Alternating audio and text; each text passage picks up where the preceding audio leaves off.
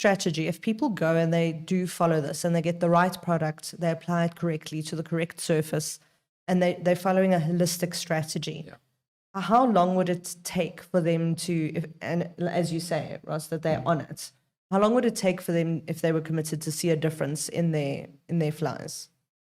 I would say 2 weeks. Really? That little? That's amazing. Yeah. So it also depends on what's happening in your area.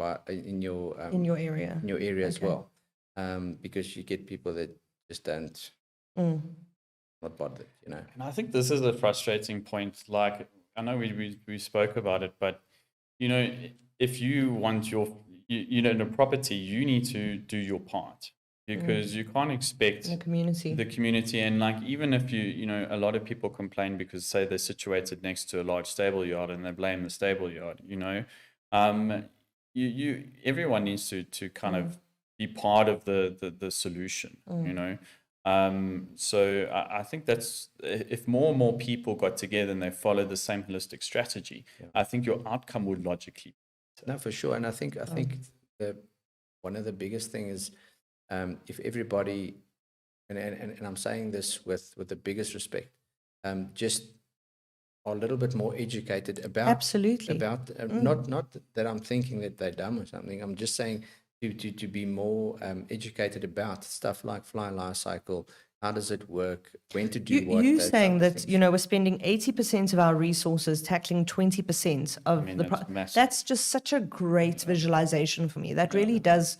You go, that's totally, you know, we should all just live with the 20% for 2 weeks while we tackle the 80%, surely. Yeah. You know? And it answers questions why a lot of things just don't. I mean, like, for example, the tapes will work for the adults, you know, but it's not going to solve your problem. And it's not like you shouldn't put tape up. You should use that in conjunction with other things, like the wasps. So at North Rand, we use those wasps, and often go to get those wasps. And you know, where you place them is also important. And I mean, wasps alone are not going to fix your problem, but it's a nice add-in. You know, if each one's doing 20%, eventually you're going to get 100%. Marginal gains. Exactly. Yeah, definitely. And I think something just to keep in mind, it might sound menial, but just around, not specifically the stables, but at your house, just make sure that your dustbin's lid is not a little bit open type of thing.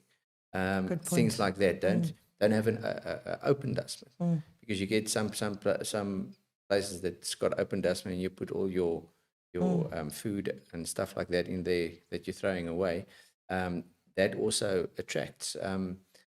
And people who, after COVID, there was this boom of backyard vegetable gardeners, you know, and then they've got a compost heap 10 meters outside, and they go, I don't understand why I've got flies in the kitchen. But there seems to be like a good way to compost. Like you said, that the dairy farmers are really good at composting, because there's a technique to it almost, you know, to effectively compost.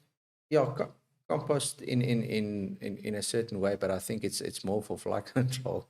Okay. Having the almost like pyramid type of style. Okay. So do you get more heat then coming from the bottom, because you've got more pressure, more density coming down? So that also makes sense. I think the biggest thing is just the gravity pulling the moisture down to a small base, to the bottom, so that you don't treat your whole heap, only the bottom part of it. So there you save on active costs.